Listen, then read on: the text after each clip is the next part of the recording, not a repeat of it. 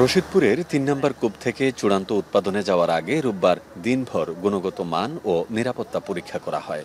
গ্যাসের তাপমাত্রা, চাপ, হাইড্রোকার্বনের মান, ডিহাইড্রেশন, কম্প্রেসার ও মিটারিং সিস্টেমের কার্যকারিতা নিশ্চিতের পর রাতে উৎপাদন প্রক্রিয়ায় সফলতা আসে।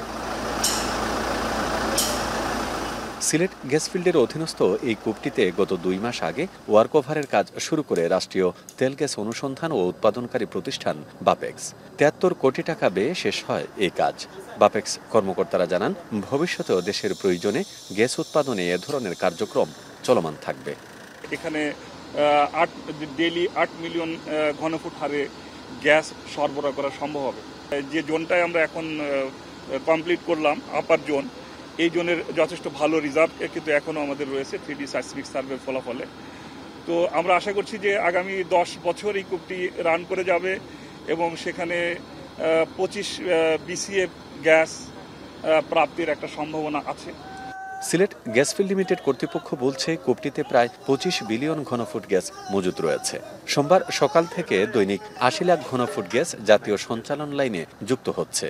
আমরা পারস্পরিক বর্তমানে মন্ত্রণালয়, পেট্রোবাংলা এবং আমাদের কোম্পানিগুলির সামগ্রিক প্রচেষ্টায় আমাদের যে ৫০ কূপ এবং ১০০ কূপের যে পরিকল্পনা, সেই পরিকল্পনা বাস্তবায়নে আমরা কিন্তু সমবেতভাবে এগিয়ে যাচ্ছি।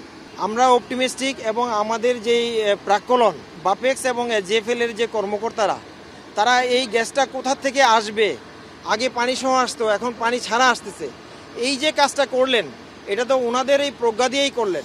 আগামী ১০ বছর এ কূপ থেকে গ্যাস সরবরাহ করা সম্ভব হবে বলে জানিয়েছে কর্তৃপক্ষ। গ্যাস কর্মকর্তারা বলছেন, কূপটিতে মজুদ গ্যাসের বর্তমান বাজার মূল্য প্রায় ৪,৭০০ কোটি টাকা। গুলজার আহমেদ, এখন হবিগঞ্জ।